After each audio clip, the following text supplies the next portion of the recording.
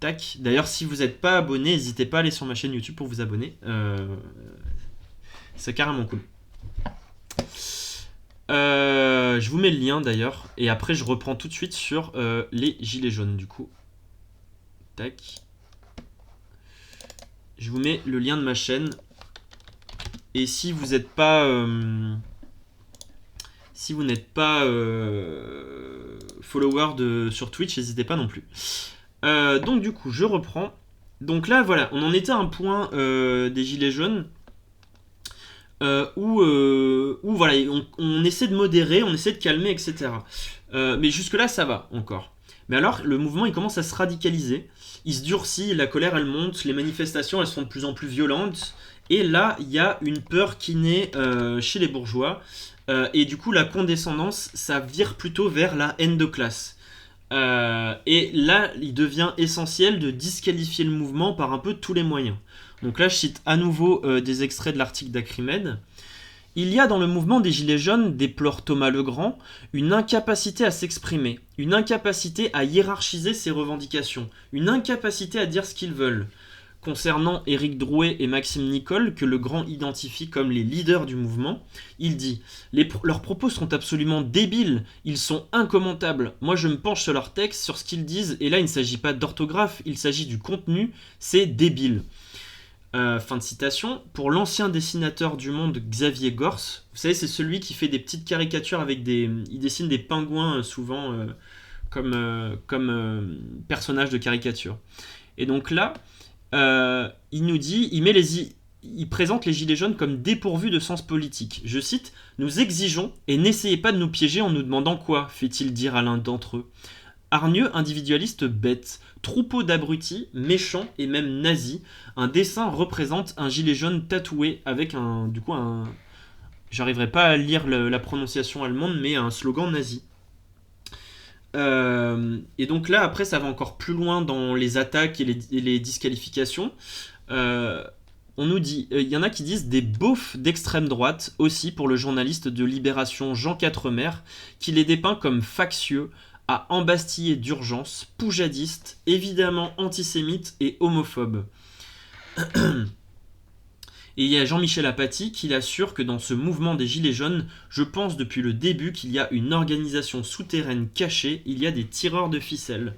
Donc là, on voit qu'il y a plusieurs choses qui apparaissent. Donc il y a le mépris, il se fait beaucoup plus agressif, il se fait vraiment disqualificatif, on essaie de les faire passer pour des idiots, des stupides, des moins que rien. Et puis, du coup, sur les bourgeois qui se considèrent plutôt centristes, de gauche, progressistes, vont utiliser le discours de certains individus des Gilets jaunes. C'est vrai, hein, dans les Gilets jaunes, il y a eu des discours homophobes ou antisémites, il y en a eu quelques-uns. Mais c'était pas un slogan, c'était pas quelque chose qui était central, c'est pas quelque chose qui était partagé par une majorité du mouvement. En tous les cas, on va s'attarder sur ces gens-là pour essayer de disqualifier le mouvement et le classer comme un mouvement d'extrême droite. Et à l'inverse, je vais vous montrer juste après. Ah oui, d'abord, non, c'est ça que je voulais vous montrer. Il y a un billet de Sophia Aram, je ne sais pas si vous connaissez, qui est une chroniqueuse sur France Inter, qui est là pour le coup, c'est très orienté disqualification politique et mépris de classe. Je vous mets ça tout de suite. Hop. 9h-3, c'est Sophia. Voilà, je vous mets ça. Hop. 9h-5. Ah, la magie de Noël!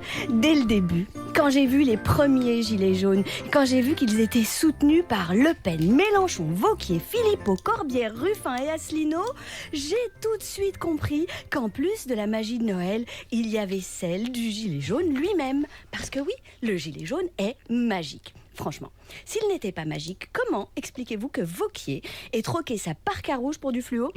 D'ailleurs, Vauquier lui-même ne s'en rappelait plus et il a fallu lui remontrer les photos pour lui rappeler Flyrider. Qui aurait pu imaginer une seconde que l'on inviterait une tarte molle du complotisme benet et décérébré à venir commenter ces dernières élucubrations et l'actualité politique à une heure de grande écoute? Sans la magie du gilet jaune, comment tu l'expliques? Je ne vois pas non plus comment Étienne Chouard, dont tu parlais tout à l'heure, Claude Askolovitch, complotiste convaincu que le 11 septembre n'a jamais existé, adepte de Soral et Asselineau, a été réhabilité par la bouche d'un député de la France Insoumise. Eh ben c'est possible, Ruffin l'a fait, c'est magique. Saccager l'Arc de Triomphe et se faire passer pour des patriotes avec un gilet jaune, c'est possible. Huer, menacer, frapper des journalistes et industrialiser la désinformation au nom de la vérité et du droit à l'information, c'est possible. Menacer des élus jusque dans leur vie privée, demander la démission ou appeler au meurtre d'un président démocratiquement élu, le tout au nom de la démocratie, possible aussi. Prenez 250 000 personnes marchant dans les rues en gueulant. D'habitude, c'est 250 000 manifestants. Eh bien, par la magie du gilet jaune, ça devient le peuple. Magique! Et c'est tellement magique que ça marche aussi avec 35 000 personnes. Quand on voit le nombre d'exactions, de violences, de haine, de propos antisémites, racistes, homophobes, sexistes proférés pendant ces manifestations par des gens portant des gilets jaunes, pensez-vous vraiment qu'il y aurait aussi peu de gilets jaunes que ça dérange sans magie ? Ça ferait longtemps que les manifestants ordinaires auraient trouvé le moyen de s'en débarrasser, de se débarrasser des fachos, ou auraient quitté le mouvement. Eh ben, que dalle, ça gêne personne. Et tout ça par la magie d'un vulgaire bout de tissu acrylique et fluo. C'est dingue, non ? Alors, je ne sais pas si la magie va continuer d'opérer longtemps. Ce que je sais, c'est qu'il y a un miracle qui tarde à se produire. C'est que la justice sociale soit portée par un mouvement efficace et pérenne. Parce que je crains, que ce ne soit pas exactement ce qui se profile pour ceux qui l'attendent encore sur les ronds-points. La magie. Et voilà. Voilà du coup. Donc là, on a un combo avec une vision centre-gauche libérale et avec du coup des jugements moraux. Enfin, au début, ça commence par du mépris, du genre les représentations des gilets jaunes, c'est juste des beaufs, des gens sans charisme qui savent pas parler, des bouffons quoi en gros. Et puis ensuite on passe par la disqualification en essayant à les lier à plein de figures qui peuvent être répulsives, en tout cas pour leur auditoire. Et puis ensuite axé sur l'aspect la violence c'est pas bien, c'est des haineux, c'est des intolérants, etc. etc. Elle est hallucinante, ouais effectivement. Ouais. Donc voilà un peu l'idée. Et du coup, donc là c'est la vision un peu du coup centre-gauche d'une certaine façon. Et puis au-delà de la montée en radicalité des manifestations, qui plaît pas du tout, parce qu'à partir du moment où il y a de la casse, il y a le jugement moral de la bourgeoisie qui est, elle, pour un statu quo, et donc ça convient pas. Tu me dis, Philatélie, tu dis, il y a un joli florilège sur son compte Twitter, d'ailleurs. C'est-à-dire, elle a tweeté quelque chose là-dessus ? En attendant, du coup, pardon, qu'est-ce que je disais ? Oui, du coup, de base, il y a une condamnation morale parce qu'on n'aime pas la violence, on n'aime pas la radicalité chez les bourgeois. Et puis au-delà de ça, dans la partie plus de droite du monde médiatique, on n'aime pas aussi du tout parce que y a des revendications qui sont davantage de gauche. Et vous vous rappelez Éric Brunet là, dont je vous ai montré la vidéo tout à l'heure où on le voit avec son gilet jaune tout heureux de dénoncer les taxes. Il nous dit 2 mois plus tard, je cite, « Je ne comprends plus rien aux gilets jaunes. Cette profonde grogne anti-taxe est devenue au fil des jours un mouvement pour l'augmentation du SMIC et des minima sociaux. J'ai lu avec attention leur plateforme revendicative. Elle est plus à gauche que le programme de Mélenchon. » Tu me dis, sur Twitter... Non, pas là-dessus directement, mais elle a des propos très limites et discriminants. Honnêtement, je la suis pas. Mais du coup, je suis pas mécontent de pas la suivre. Et donc là, j'ai une autre vidéo d'Éric Brunet, pour en revenir à lui.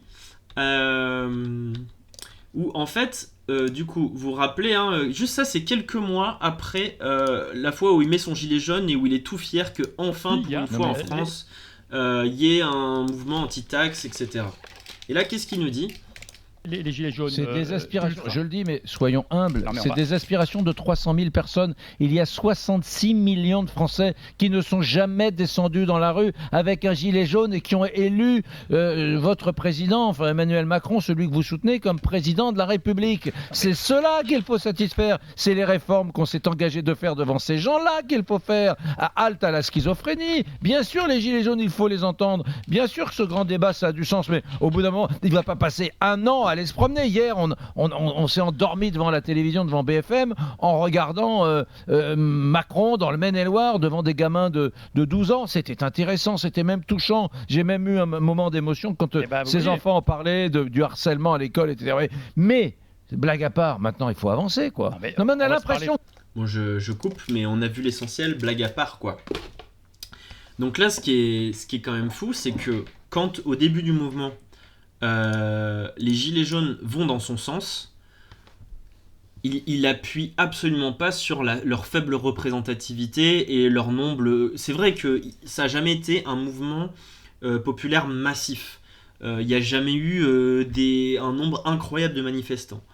En attendant, le mouvement a été soutenu par la population pendant très longtemps. Il y avait un taux de 70% d'opinion favorable qui a descendu au fil du temps, justement à cause du traitement médiatique, mais qui est resté quasiment tout le long au-dessus des 50%.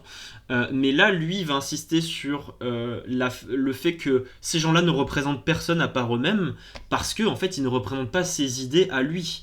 Et c'est ça qui pose problème à ses yeux. Donc voilà, ça c'est intéressant, je trouve quand même cette façon de discriminer ce qui est bon et ce qui est mauvais à travers son propre filtre d'opinion. Et donc du coup, là je conclue juste cette petite partie avec une citation du sociologue Alain Accardo qui nous dit: quand les classes populaires relèvent la tête, se rebellent, revendiquent, la bourgeoisie montre les dents. Tout se passe comme si le peuple n'était intéressant pour les médias qu'autant qu'il est inoffensif, désorganisé, souffrant, pitoyable, mûr pour les restos du cœur, l'intervention caritative et le miracle du loto.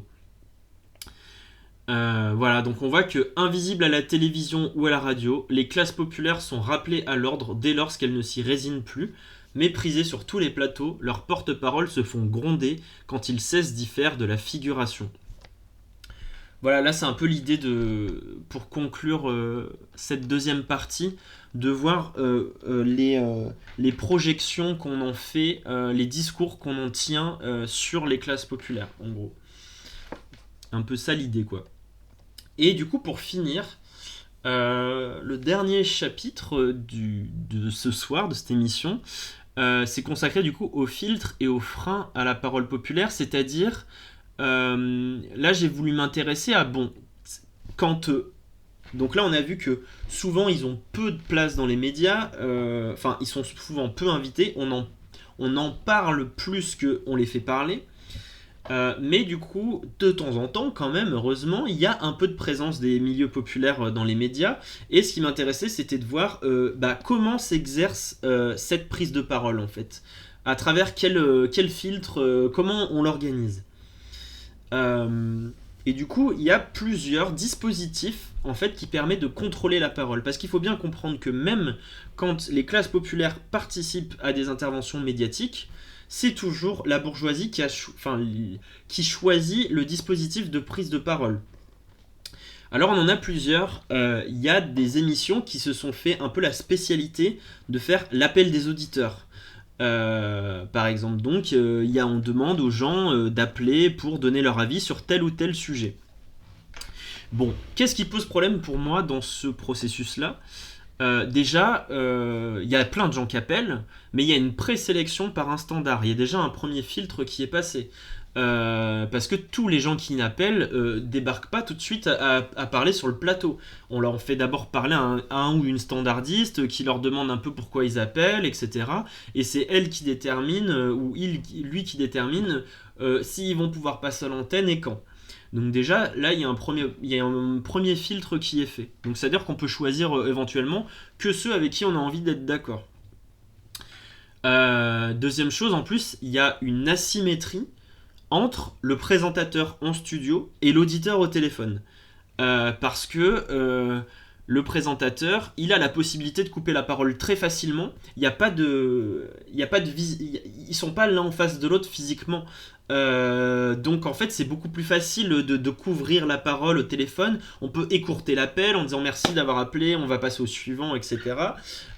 Et donc du coup, faire que la personne n'a pas le temps d'appeler. Ou alors, ce qu'on peut faire également, c'est que après que l'appel est passé, que la personne est raccrochée, on peut reformuler l'avis de l'auditeur après qu'il ait raccroché. Et moi, j'avais déjà écouté des émissions animées par Pascal Praud, je crois que c'est sur... je sais plus si c'est RTL, ouais je crois que c'est sur RTL, où tous les... je sais plus à quelle heure il fait ça, une émission sur l'appel des auditeurs, etc. Et donc du coup ça c'est quelque chose qui revient de façon assez régulière, où justement Pascal Praud, quand il y a un mec qui a dit quelque chose qui lui plaît pas trop, soit il le coupe, soit il reformule après ce qu'il a fait. Malheureusement j'ai un peu cherché, j'ai pas trouvé grand chose pour illustrer ça, j'avais envie de montrer un vrai exemple, j'en ai trouvé un. Par contre c'est pas pour le coup la personne qui appelle, c'est pas spécialement quelqu'un issu des classes populaires, puisque c'est le porte-parole d'Attaque qui téléphone pour donner son avis à RTL. Donc, mais je vous le montre quand même parce que je trouve que ça illustre quand même l'ascendant que tu as quand tu es sur le plateau et que le mec qui l'appelle ne l'est pas. Donc je vous mets ce passage. Oui, depuis janvier dernier. Attendez, que je retrouve. Tac. Tac, j'avance un peu. C'est pas tout à fait là. Pénurie de matières premières. C'est pas lui. Pauvreté, on voit ces images de filles qui ont entraîné une explosion de la pauvreté. Voilà, c'est ça. Donc là, il parle un petit peu. On voit ces images de files d'attente d'étudiants notamment qui n'arrivent pas à manger. Et dans le même temps, on a la fortune des milliardaires qui a explosé et, comme vous venez de le dire, c'est la le fortune CAC des 40 entreprises, si vous me permettez. C'est pas la même chose. La fortune des entreprises, c'est pas la fortune des milliardaires. Oui, sauf que qui détient les entreprises, ce sont des actionnaires et que les Et c'est actionnaires... parfois aussi des gens qui travaillent dans ces entreprises, qui travaillent dedans et qui sont ce qu'on appelle des salariés. Vous savez très bien qu'aujourd'hui, c'est quand même démontré, c'est pas ça qui le dit, que les actions sont concentrées de manière très très inégalitaire dans les mains des plus riches. Et par exemple, la principale personne qui s'est enrichie pendant cette période, c'est Bernard Arnault, dont la fortune a augmenté de 62 milliards d'euros. C'est une personne physique. Alors évidemment, là, on voit que les entreprises, du coup... c'est l'action LVMH qui a bondi de 67% effectivement en un an. La société Hermès a grimpé de 72%. Tout ça, c'est l'action. Ce sont les actions. Mais quand vous dites des milliardaires, c'est aussi, je le répète, des gens qui travaillent dans ces entreprises et l'économie, et c'est beaucoup de gens qui fabriquent ces objets-là. Hein. C'est important de le dire. Vous pouvez essayer de nous faire croire que les actions sont distribuées équitablement dans la population. Il se trouve que c'est faux. Et c'est l'INSEE qui le dit. Il n'y a pas... Et en plus, alors si on revient par là, ce qui dope aussi ça, c'est une politique qui est favorable au versement de dividendes et qui favorise la montée des cours des actions. Et c'est notamment les mesures qui ont été prises au début du quinquennat Macron avec cette flat tax, qui fait qu'aujourd'hui, les revenus financiers sont taxés moins que les revenus du travail. Je suis obligé de vous couper parce que Bernard Lehu nous attend et n'y voyez aucune mauvaise intention de ma part, mais c'est l'annonce du lauréat du prix Goncourt, Bernard Lehu, en direct du salon. Merci. Voilà, donc là, il le coupe en plein milieu pour faire une annonce qui a rien à voir. Donc le gars a pas le temps, enfin, le coupe en plein milieu de son explication. Si Bernard, on vous retrouve tout à l'heure parole de l'association Attaque. Et donc là, après, il le reprend à l'antenne quand même. Agnès Bonfillon. Raphaël Prado, est-ce qu'il y a une solution finalement? Donc j'avance un petit peu. Depuis les années 80, les inégalités augmentent parce que ce qui s'est passé, c'est que le système fiscal est de plus en plus injuste. On a diminué les impôts payés par les plus riches, on a diminué les impôts progressifs, notamment les tranches d'imposition maximale sur le revenu. On a supprimé l'ISF, on a instauré la flat tax. Et dans le même temps aussi, on a diminué le taux d'imposition sur les sociétés. Ce qui fait qu'en fait, de plus en plus, l'impôt, il porte sur la consommation. C'est la fameuse TVA, ce sont les taxes sur l'essence, par exemple. On l'a vu avec le mouvement des Gilets jaunes. Pourquoi est-ce qu'il y a ce sentiment d'injustice fiscale? Parce que les Français ont très bien compris que plus on est riche, moins on paye d'impôts en proportion de son revenu. Il y a 50% des Français qui ne payent pas d'impôts, il faut le rappeler. Alors, c'est sûr que si vous voulez nous faire croire que les impôts, ce sont uniquement l'impôt sur le revenu, il se trouve que l'impôt sur le revenu, ça rapporte 2 fois moins que la TVA. Or, la TVA est un impôt qui est proportionnellement plus payé par les pauvres que par les riches. Et je trouve qu'il y a des travaux qui montrent aujourd'hui, quand on prend tous les impôts, et non pas comme veulent nous faire croire les libéraux que les impôts directs ou l'impôt sur le revenu, quand on prend tous les impôts, y compris les impôts sur la consommation, en réalité, et je vous invite à regarder, Monsieur Pro, les travaux notamment menés par Piketty, en réalité... Monsieur Piketty, Monsieur Attaque, je pense qu'ils sont, l'association Attaque, vous êtes sur la même longueur d'onde. Merci en tout cas, c'était un plaisir de vous écouter, c'est toujours instructif, même si effectivement vous défendez une économie particulière, à l'ultra-gauche, disons-le, porte-parole à Attaque, et Monsieur Piketty aussi. 12h52, on va marquer, et pourquoi pas d'ailleurs, on va marquer une pause et nous revenons pour le deuxième. Donc là, vous voyez, pour 3 minutes d'intervention, on est... donc, sachant que lui, en plus, le gars qui appelle, là, c'est un porte-parole. Donc, il a l'habitude de la prise de parole. C'est pas quelqu'un qui écoutait l'émission dans sa radio et qui téléphone, même comme ça, pour donner son avis pour la première fois en direct, etc. Donc, c'est quelqu'un qui est habitué. Et mine de rien, le gars, sur 3 minutes d'intervention, on lui coupe en plein milieu pour faire une annonce, rien à voir, etc. Et puis, on le recoupe avant qu'il termine son développement final. Et Pascal Pau lui envoie une petite bâche en lui disant, de toute façon, vous faites juste de l'économie d'ultra-gauche. Et de toute façon, le gars n'est déjà plus à l'antenne, donc il peut même pas réagir dessus. Et donc, on voit l'asymétrie qu'il y a dans ce genre de dispositif-là. Encore accentué quand c'est quelqu'un qui appelle et qui n'a pas l'habitude de la prise de parole, etc. quoi. Malheureusement, je n'avais pas trouvé d'autres, donc j'ai mis celle-là. Donc ça, c'était le premier filtre que j'avais envie d'évoquer. Il y a exactement le même principe à la télé, ou presque, c'est le micro-trottoir. Micro-trottoir, c'est quand même bien pratique, parce qu'il y a la possibilité de sélectionner les gens, comme c'est pas du direct, on sélectionne les gens qu'on gardera pour l'émission, donc on peut avoir interrogé 10 personnes, et avoir 9 personnes qui disent A et 1 qui disent B. Si on avait envie de donner l'impression que c'est un débat équilibré, on en fait passer un de A et un de B, en disant bah voilà, c'est une question qui est dure à couper, et voilà, c'est tout. Dure à arbitrer, qui fait débat, alors qu'elle le fait pas nécessairement. Donc on voit qu'il y a un problème de représentativité dans ce genre d'émission. Il y a la possibilité aussi de déformer les propos à travers du montage en gardant qu'une partie de l'intervention de quelqu'un, et il n'y a pas de possibilité pour l'interviewé de reprendre cela, puisque lui il n'est pas présent sur le plateau et qu'a priori il n'y a aucune chance qu'il y soit un jour. Et donc ça, c'est encore une autre façon de capter la parole de certains ou de certaines, et entre guillemets, de bien pouvoir l'encadrer, de bien pouvoir la délimiter. Donc voilà. Sur ces questions-là, il y a une autre question, c'est celle des sondages. Il y a un certain nombre d'émissions qui utilisent des sondages sur, par exemple, je sais pas, il y a un talk show sur un thème, on laisse un sondage une demi-heure sur les réseaux sociaux de l'émission, et puis ensuite on donne le résultat, voilà. Là, en fait, c'est encore une fois une façon idéale de circonscrire la parole populaire, puisque en fait le sondage, c'est c'est l'émission, c'est le média qui choisit les questions, qui choisit la question et qui choisit les réponses. Et donc du coup qui cadre déjà la façon dont on va pouvoir débattre, et donc du coup ça laisse une parole limitée. En plus on va juste aller cliquer, on va pas prendre la parole pour affiner son avis, donc du coup ça permet vraiment de rentrer dans la ligne éditoriale du média. Et en plus il y a un biais de confirmation qui est important, parce que généralement les gens qui écoutent un média en question, c'est des gens qui sont plutôt d'accord avec ce média. Enfin, ça arrive tous par curiosité, ou parce que par flemme, ou que ça tombe comme ça, qu'on mette une émission avec laquelle on est en désaccord, mais on a plutôt tendance à aller écouter des gens avec lesquels on est plutôt en accord. Donc du coup, il y a un biais d'autoconfirmation, parce qu'on va dire ah bah voilà, on a fait un sondage sur telle ou telle question, sur une question sociétale, disons, et bah sur un média conservateur, on aura une majorité d'auditeurs et d'auditrices qui auront une opinion conservatrice, et donc ce sera le résultat du sondage, et on pourra dire ah bah regardez, les Français pensent comme ça,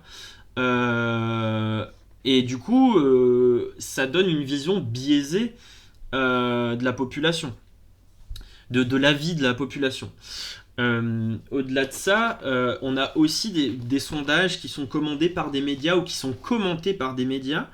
Et j'en ai un j'ai un exemple dont je veux vous parler, qui est extrait de ce livre, Les mots sont importants. J'en avais déjà lu un petit passage tout à l'heure de ce livre-là. Et là, c'est un sondage, ça parle d'un sondage, attendez, je retrouve la page, ouais, c'est ça. Je vous donne le contexte, c'est dans les contextes de 2005, quand il y a eu les émeutes des banlieues, suite à la mort de 2 jeunes poursuivis par la police qui étaient Ziad et Bouna.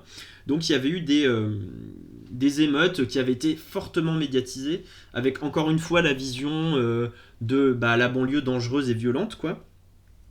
Et donc, là, je vous cite un petit peu la couverture médiatique d'un sondage à cette époque. À la une de son édition du 9 novembre 2005, le Parisien annonce, par exemple, en caractère énorme, le sondage qui change tout. 73% des Français favorables au couvre-feu. 83% pour l'apprentissage à 14 ans. 86% scandalisés par les violences ou mécontents. Et massivement, les Français disent oui à la fermeté. Ensuite, donc là, je vous explique juste, je vous lis pas tout en détail, je saute des paragraphes, mais on va garder l'idée, enfin, ça peut faire des liaisons un peu bizarres, mais on va garder l'idée de base. Concernant par exemple les émeutes urbaines de novembre 2005, 2 opinions publiques au moins doivent être distinguées. D'une part, la population qui vit dans les zones où ont lieu les émeutes, d'autre part, le reste de la population française qui n'en subit aucune conséquence directe et n'en prend connaissance que par le biais de la presse et des médias audiovisuels. Parce qu'effectivement, le sondage, c'est pas les sondages des habitants des quartiers qui vivent les émeutes, c'est un sondage national. Le premier groupe subit de manière directe, donc les habitants des quartiers concernés, subit de manière directe, concrète, tangible, les effets de tout ce qui se passe. Aussi bien les dégradations et la casse que la réponse policière, les contrôles d'identité et les couvre-feux. Et en amont de tout cela, le contexte général de chômage, de précarité, de discrimination que dénoncent tant les émeutiers ou leurs défenseurs que les habitants hostiles aux émeutes. Ce premier groupe dispose également d'éléments de référence empiriques, donc qui sont liés à leur expérience. Une voiture brûlée en bas de chez soi, un bus détruit occasionnant des perturbations dans une journée de travail, une école dégradée dans sa commune, mais aussi des voisins ou des amis, émeutiers ou non, contrôlés et malmenés par la police, susceptibles de compléter, nuancer ou contredire la vision médiatique. Le second groupe, en revanche, donc le groupe des gens qui ne vivent pas dans ces quartiers-là, ne vit pas la situation de misère sociale, de révolte violente, de surenchère répressive que vit le premier. Il est beaucoup moins touché par les événements et il dispose de sources d'informations beaucoup moins directes et variées. En clair, la presse et la télévision sont pour ce groupe le principal accès aux questions posées par le sondage. Il est donc légitime de recueillir l'avis de toute la population, mais il aurait été intéressant d'entendre, et pour cela d'interroger par sondage un sous-ensemble plus restreint, celui des habitants de Clichy, Aulnay, Toulouse ou Roubaix, ayant vécu les émeutes dans leur quartier. Le Parisien a préféré s'en tenir au sacro-saint échantillon national représentatif de 805 personnes âgées de 18 ans et plus. Ce qui signifie concrètement que sur les 805 personnes interrogées, seule une poignée habite dans une zone concernée par les questions du sondage. Donc ça, le premier point de critique du sondage, c'est en fait, on demande l'avis à des gens qui vivent pas vraiment ces réalités-là et qui ont pour seule lunette sur cette situation un traitement médiatique qui, on l'a vu auparavant, n'est pas forcément un traitement qui va être du côté des gens qui vont se révolter, du côté des classes populaires, qui va souvent être plutôt du côté de la police. Donc là, ça pose déjà un premier problème, un premier biais.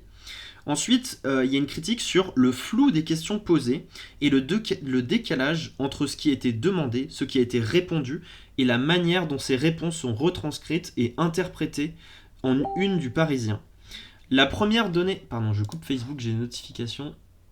Tac, voilà. La première donnée annoncée en une est 73% des Français favorables au couvre-feu.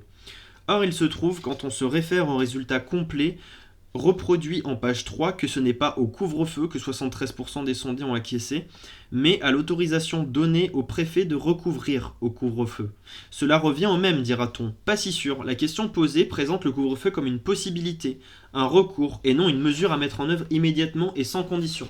Donc là, on voit que la présentation du sondage a posteriori enlève de la nuance à la question.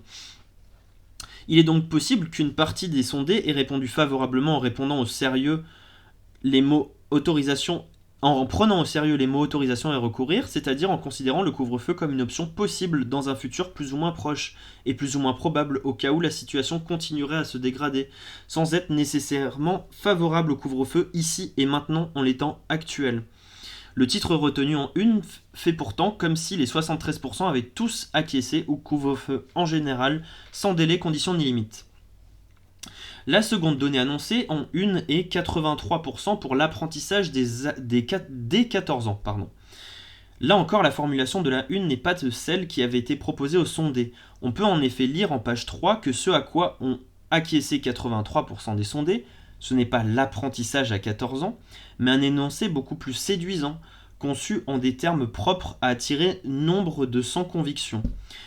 Je cite, « La possibilité pour les jeunes d'avoir accès à l'apprentissage dès 14 ans et non 16 ans. » Fin de la citation du coup.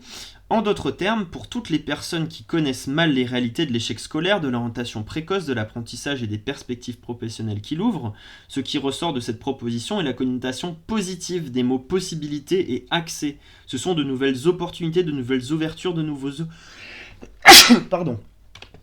horizons qui s'ouvrent plutôt aux jeunes. Excusez-moi.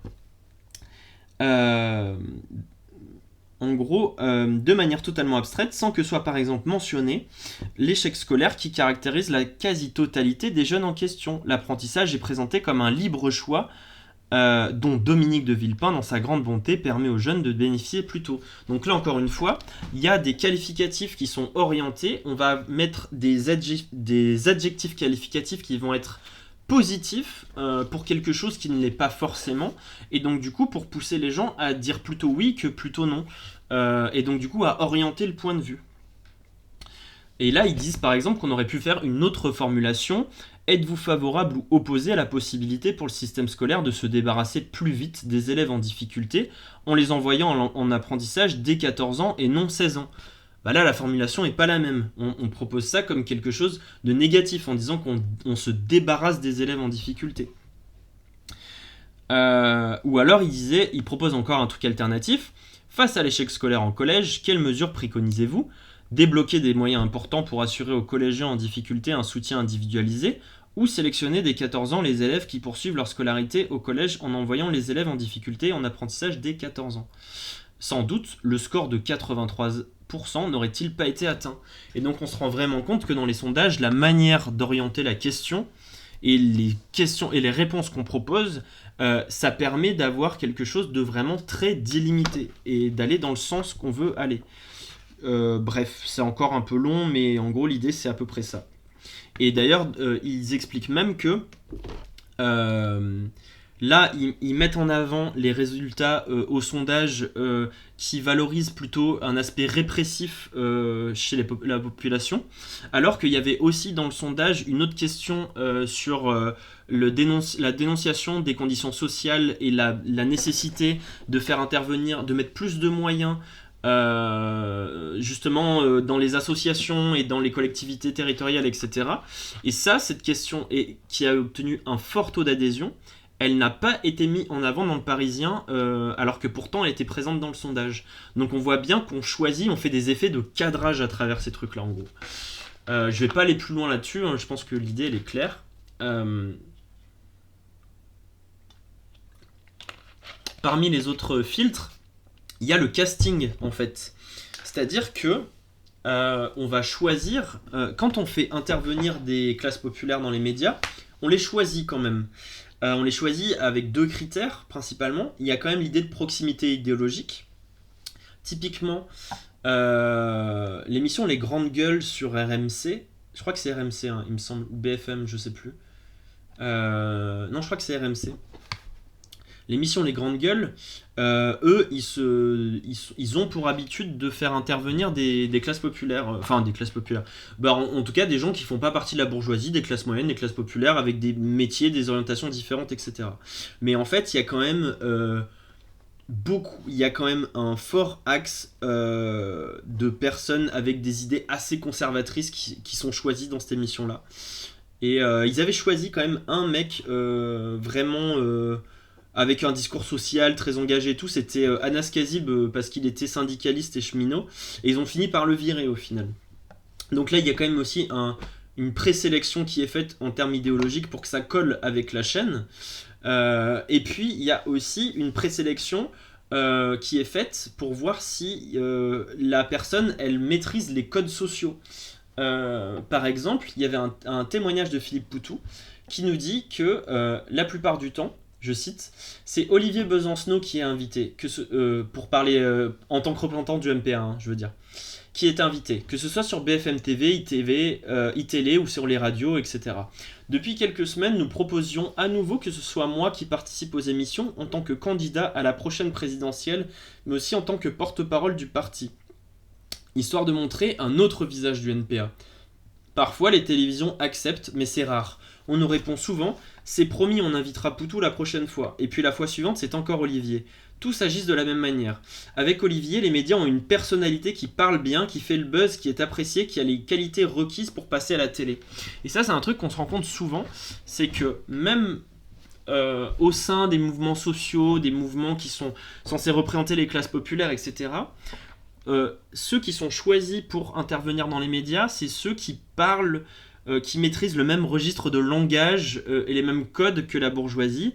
Et il faut dire, il est vrai que Olivier Besancenot maîtrise mieux ça que Philippe Poutou, et donc, alors que globalement ils défendent les mêmes idées, hein, clairement les deux. Mais donc du coup, c'est un meilleur, entre guillemets, un meilleur client pour les médias, Besancenot, que Poutou.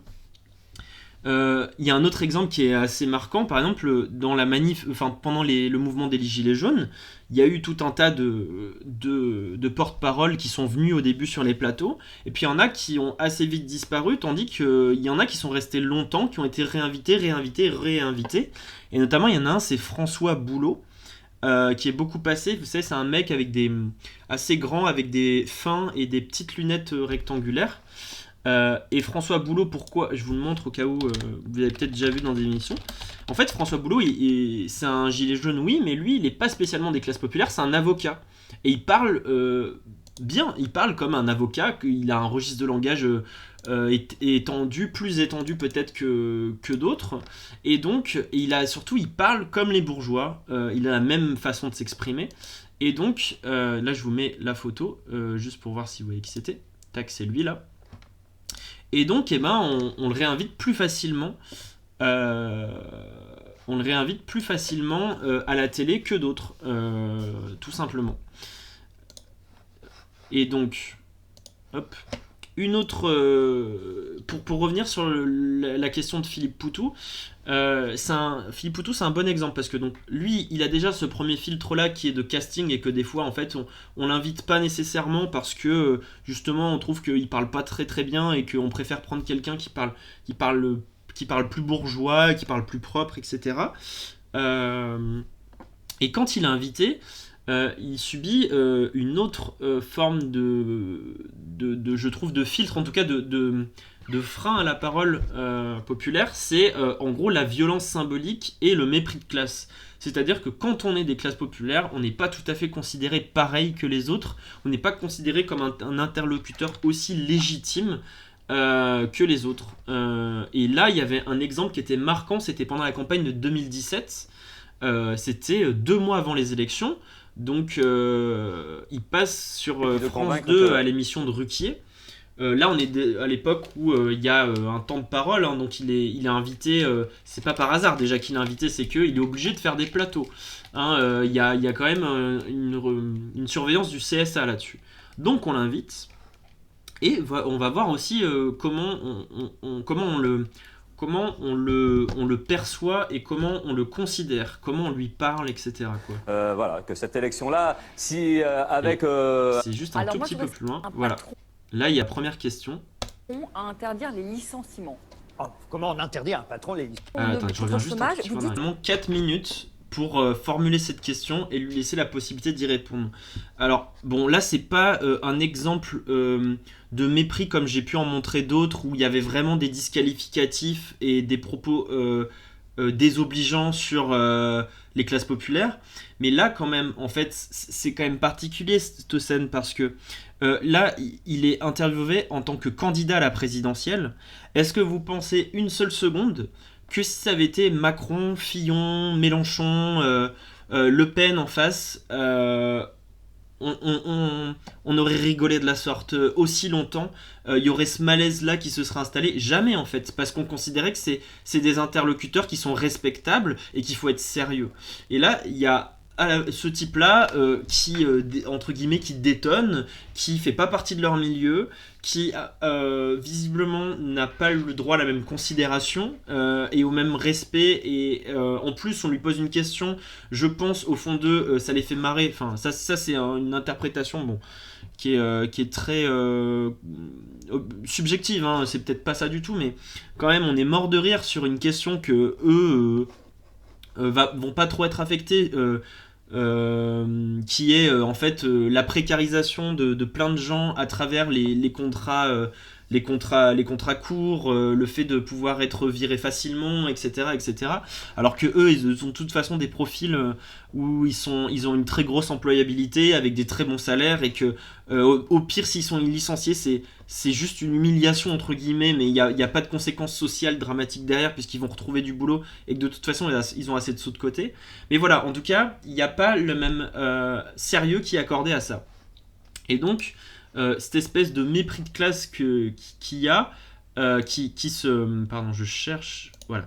Ce mépris de classe qui suinte comme ça dans ces discours-là, c'est aussi quelque chose de hyper déstabilisant quand on est issu des classes populaires, qu'on n'a pas toujours l'habitude des plateaux. Et en plus, sachant que Poutou, quand même, c'est à ce moment-là, c'est sa deuxième présidentielle, qu'il a déjà fait des plateaux et tout, donc il n'est pas trop décontenancé. Mais voilà. Et il y a une... Alors, j'ai pas retrouvé l'extrait exact. Je vous mets juste la vidéo en entier. Justement, il y a une interview de 2 heures de Philippe Poutou sur une chaîne YouTube qui s'appelle de Bolchegeek, qui est un YouTuber qui est vraiment super intéressant. Je vous mets le lien de l'interview. Et où, en fait, on lui pose un peu des questions, justement, sur ses interventions médiatiques, comment il les sent, et il lui demandait un peu de faire un débriefing aussi de sa campagne de 2017. Et il expliquait par exemple, il y a un moment qui a énormément buzzé, où en fait il tacle François Fillon devant tout le monde en disant qu'en fait c'est un mec qui pique de l'argent public, etc. Et il expliquait qu'en fait ça avait été hyper dur pour lui, parce que en fait il y a une violence symbolique qui s'exerce, parce que là il est en train de parler quand même à l'ancien Premier ministre, alors que lui au fond c'est qu'un ouvrier, enfin, c'est-à-dire qu'il y a une sorte d'intériorisation de sa position sociale qui fait que on a conscience là que on est en train de s'attaquer à quelqu'un qui nous domine socialement, et qui a aussi des moyens financiers, juridiques, etc., dont on dispose pas forcément. Et d'ailleurs, juste après qu'il dise ça, Fillon le menace de lui coller un procès. Et Poutou explique que à ce moment-là, lui, il était quand même impressionné, et que c'était pas facile de pas se décontenancer dans ce genre de moment, quoi. Et puis, au-delà de ça, aussi, pour finir sur cette séquence Poutou à la présidentielle, pour montrer encore d'autres exemples en tout cas de mépris de classe, etc.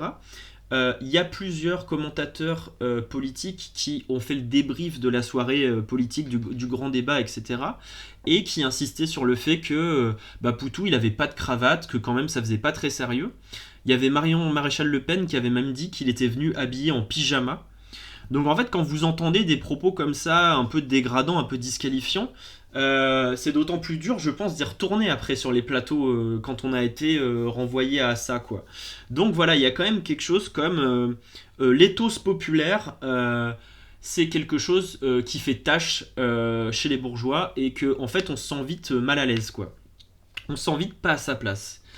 Et du coup, pour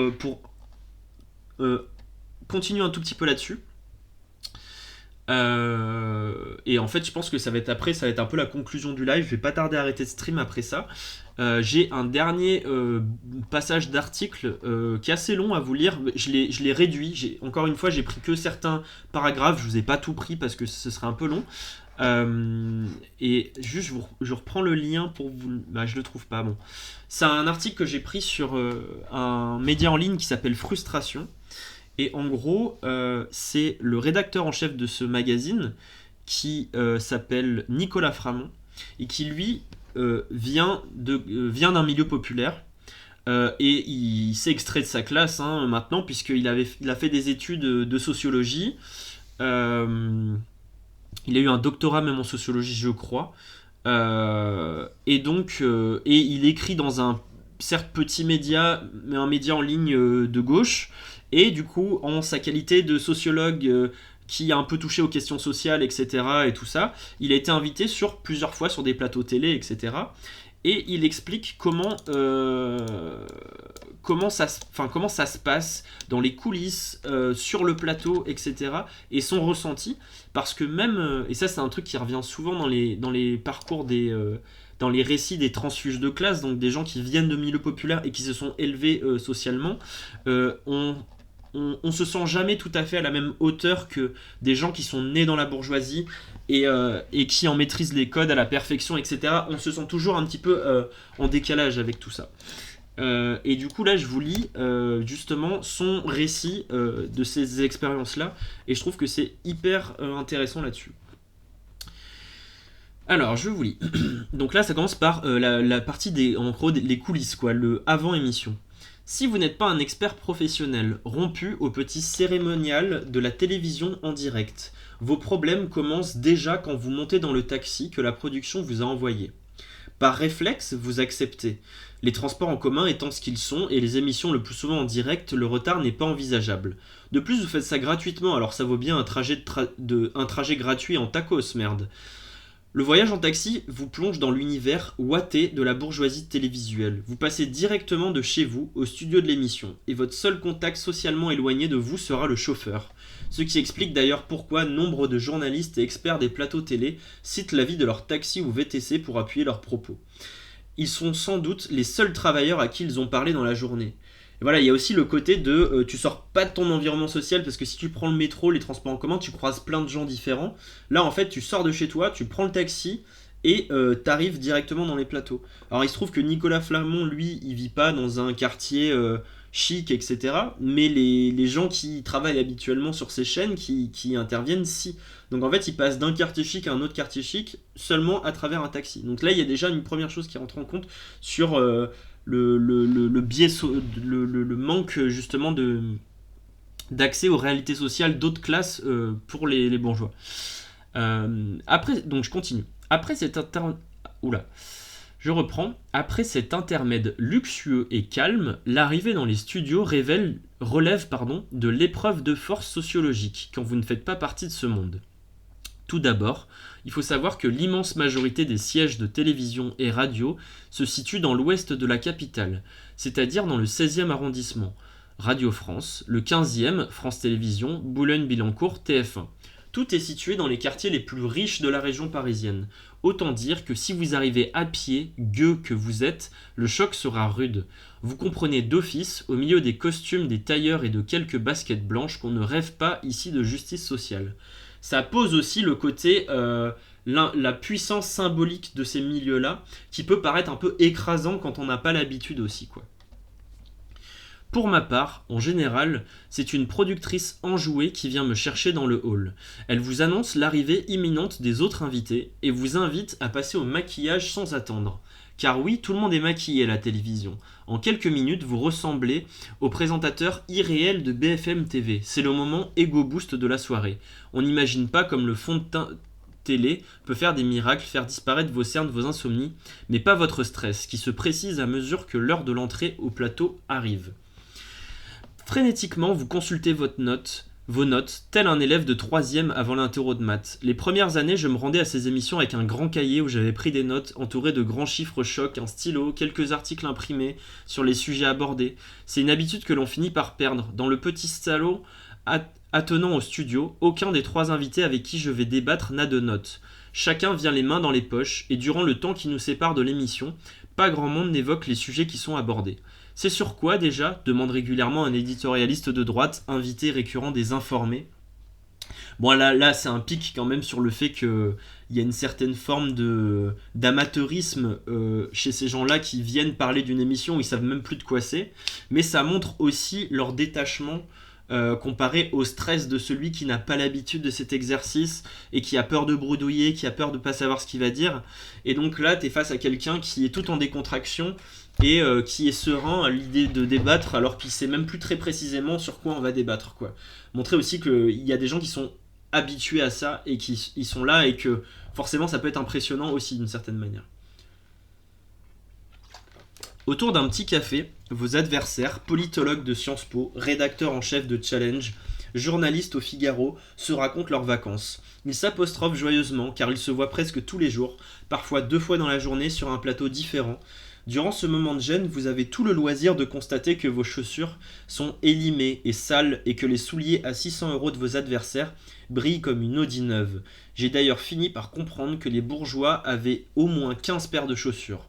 Avec ma seule paire estampillée Ville émission télé, a fortiori à 75 €, j'étais hors jeu.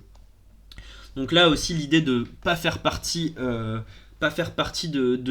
cet entre-soi-là où tout le monde se connaît et nous on est l'étranger, quoi. Être témoin des petites discussions en off des invités, avant et après l'émission, est l'occasion de bien comprendre une chose. Pour ces gens-là, la politique et l'actu, c'est un jeu. Autour d'un café ou d'une bouteille de Vittel et après l'émission d'un verre de vin, ils discutent d'un tel qui a dit tel truc, de truc qui a dit d'un tel et surtout spéculent, respéculent ce que un tel fera, dira, salira et surtout qui gagnera la prochaine présidentielle. Le ton est le même que pour commenter un épisode de Game of Thrones, avec encore moins d'intensité dans la voix parce que dans leur vision de la politique, personne ne meurt. Normal, la population n'existe pas. Les morts au travail, les malades dans les hôpitaux, les résidents des EHPAD ne font pas partie de leur existence, ils ne partagent pas de commune humanité. Pour eux, ce sont des foules, des chiffres, des apparitions fugaces dans un reportage France 3 Région, car on parle bien de gens qui n'ont croisé aucun travailleur à part les agents de nettoyage qu'ils ont snobés et la maquilleuse avec qui ils auront échangé 3 mots. S'ils n'ont pas passé l'intégralité de la séance les yeux rivés sur leur smartphone. Bon là c'est plutôt c'est un peu moins sur les freins à la parole populaire, là c'est plutôt sur la déconnexion de ce qu'on peut appeler les élites, quoi, entre guillemets. Là-dessus, mais c'est quand même intéressant, je trouve, c'est pour ça que je l'ai laissé ce passage. La suite. Politiquement, ce joyeux moment de convivialité vous permet de découvrir la supercherie. Ces gens qu'on va faire débattre sont globalement tous d'accord entre eux. Ils se connaissent, ils se croisent pendant leurs vacances, ils ont des amis communs, et qu'ils travaillent à l'Obs de gauche ou aux Parisiens neutres de droite, ils pensent grosso modo la même chose de la société. Tous pourris ? Non, tous bourgeois. Ce qui, d'un certain point de vue, est la même chose. Comment agir avec eux ? Rester poli, sourire de leurs conneries, participer à leur petit jeu d'anticipation politique ? Si vous avez un tempérament spontané de bon garçon poli, comme c'était mon cas, ça risque de vous arriver. Si en plus vous trouvez ces bourgeois un peu extravertis, polis, avec vous, pas avec l'agent de nettoyage noir évidemment, vous risquez de vous amollir. Rester aux toilettes tout le long de la petite causerie entre éditorialiste et expert est encore le mieux. Bref, donc voilà un petit peu là-dessus.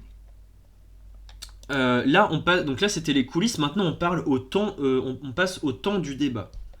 Au temps du débat, du coup, plutôt que de dire qu'ils sont pour une politique répressive en matière d'immigration, parce que les migrants ça fait chier, les experts vous diront que les Français sont très inquiets du péril migratoire et du risque islamique, et qu'il faut les entendre.